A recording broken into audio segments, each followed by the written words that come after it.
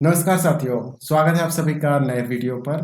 और आज हम बुद्ध पूर्णिमा, वैशाख पूर्णिमा, जो गौतम बुद्ध का जीवन, उनकी शिक्षाएं और आज के युग में मानव कल्याण के लिए उनकी प्रासंगिकता। तो चलिए शुरू करते हैं। बुद्ध पूर्णिमा, जिसे वैशाख पूर्णिमा भी कहा जाता है, बौद्ध धर्म के लोगों के साथ साथ समस्त मानव प्राणियों के लिए सबसे पवित्र पर्वों में से एक है। यह पर्व वैशाख मास अर्थात अप्रैल मई की पूर्णिमा को मनाया जाता है और यह गौतम बुद्ध के जीवन की 3 महत्वपूर्ण घटनाओं जैसे जन्म, ज्ञान प्राप्ति और महापरिनिर्वाण अर्थात मृत्यु को होना को स्मरण करता है। यह दिन आध्यात्मिक दृष्टि से अत्यंत महत्वपूर्ण है क्योंकि यह हमें बुद्ध के राजकुमार से एक प्रबुद्ध एनलाइटन वन बनने की यात्रा और उनकी कलातीत शिक्षाओं की याद दिलाता है, जो मानवता को शांति, करुणा और ज्ञान की ओर मार्गदर्शित करती है।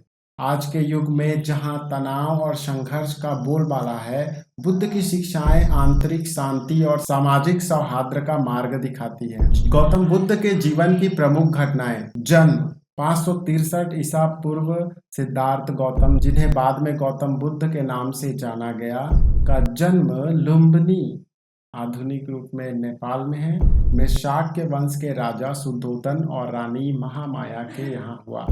उनके जन्म के समय शुभ संकेत दिखे और ऋषियों ने भविष्यवाणी की कि वह या तो महान सम्राट राजा बनेगा या बुद्ध। युवा राजकुमार के रूप में सिद्धार्थ ने विलासिता का जीवन जिया, जहां उन्हें दुख से दूर रखा गया, लेकिन 29 वर्ष की आयु में उन्होंने 4 दृश्य देखे: एक वृद्ध, एक रोगी, एक मृतक शरीर और एक सन्यासी।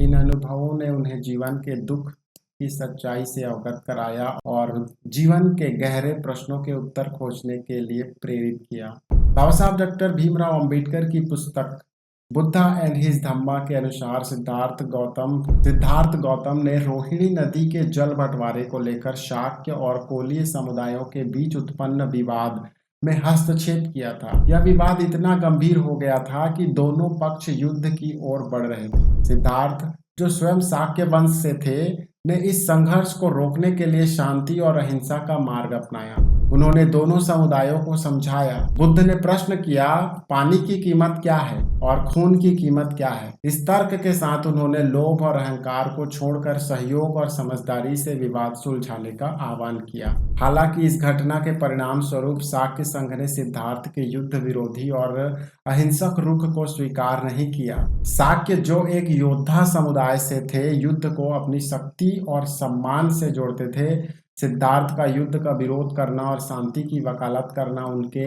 युद्ध प्रिय स्वभाव के विपरीत था। बाबा साहब के अनुसार शाक्य संघ ने इसे अपने गौरव के खिलाफ माना और सिद्धार्थ को गृह त्याग करने के लिए मजबूर किया। यह घटना सिद्धार्थ के जीवन में एक महत्वपूर्ण मोड़ थी, जिसने उन्हें सांसारिक बंधनों को त्याग कर सत्य और मुक्ति की खोज की ओर प्रेरित किया। उनकी मध्यस्थता से युद्ध टल गया और दोनों पक्षों ने शांति से जल का बंटवारा कर लिया। मानव दुखों का समाधान खोजने के लिए सिद्धार्थ ने 29 वर्ष की आयु में अपना महल, पत्नी यशोधरा और पुत्र राहुल को छोड़ा। उन्होंने सन्यासी जीवन अपनाया, विभिन्न गुरुओं से अपनी शिक्षा ली और 6 वर्ष तक कठोर तपस्या की। ज्ञान प्राप्ति: 35 वर्ष की आयु में सिद्धार्थ ने बौद्ध गया में बोधि वृक्ष के नीचे ध्यान किया। 39 दिनों की गहन साधना के बाद उन्हें ज्ञान प्राप्त हुआ और वे बुद्ध अर्थात प्रबुद्ध बन गए। उन्होंने 4 आर्य सत्य और अष्टांगिक मार्ग को समझा, जो उनकी शिक्षाओं का आधार बने। प्रथम उपदेश धम्मचक्कपवतन सूत्र: बुद्ध ने अपना पहला उपदेश सारनाथ में 5 परिव्राजकों को दिया। उसमें उन्होंने 4 आर्य सत्य की व्याख्या की: जीवन में दुख है, दुख का कारण है और दुख का अंत है, दुख के अंत का मार्ग अष्टांगिक मार्ग है। 45 वर्षों तक बुद्ध ने भारत भर में यात्रा की और राजाओं, व्यापारियों सहित सभी वर्ग के लोगों को अपनी शिक्षाएं दी। उनकी शिक्षाओं में करुणा, अहिंसा और सजगता पर बल दिया गया। महापरिनिर्वाण: 483 ईसा पूर्व, 80 वर्ष की आयु में बुद्ध ने कुशीनगर में महापरिनिर्वाण प्राप्त किया। उनके अंतिम शब्द थे, सभी सांसारिक चीजें नश्वर हैं, अपनी मुक्ति के लिए मेहनत करो, अत दीपो भव, अपना दीपक स्वयं बनो। बुद्ध की शिक्षाएं और आज के युग में मानव कल्याण के लिए उनकी प्रासंगिकता। बुद्ध की शिक्षाएं जो 4 आर्य सत्यों और अष्टांगिक मार्ग पर आधारित है, सार्वभौमिक और कालातीत है। ये शिक्षाएं दुख के मूल कारणों को संबोधित करती है और सार्थक जीवन जीने के लिए व्यवहारिक मार्गदर्शन प्रदान करती है। आज के तेज रफ्तार और संघर्षपूर्ण विश्व में ये शिक्षाएं पहले से कहीं अधिक प्रासंगिक है।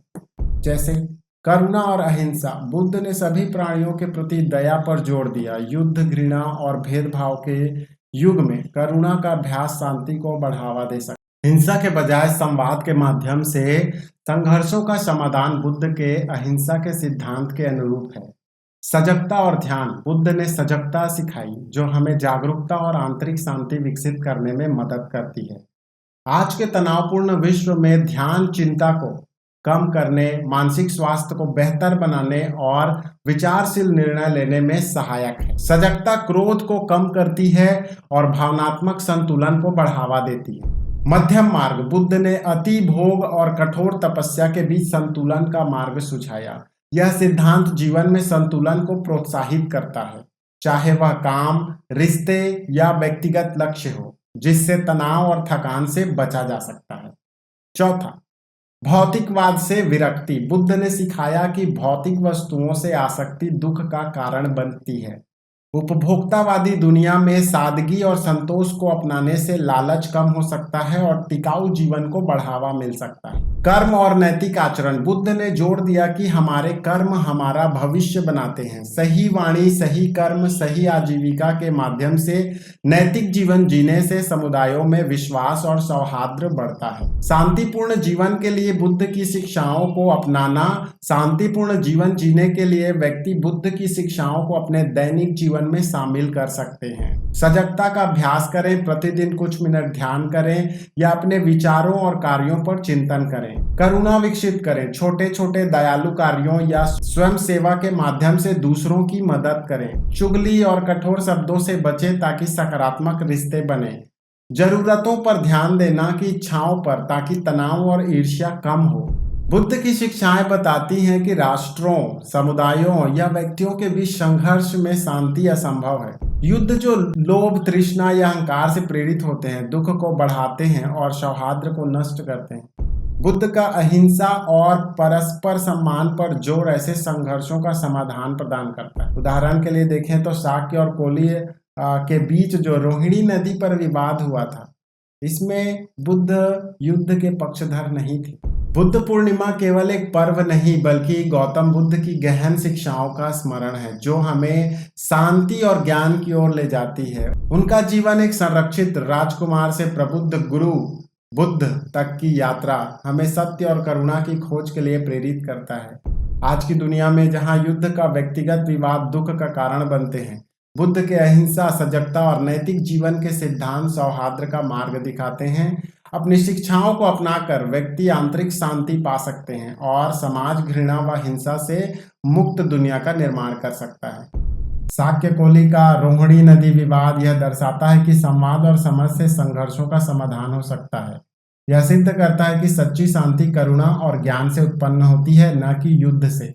आइए बुद्ध पूर्णिमा को उनकी शिक्षाओं को अपनाकर और अपने जीवन व समाज में प्रेम व शांति फैलाकर मनाएं।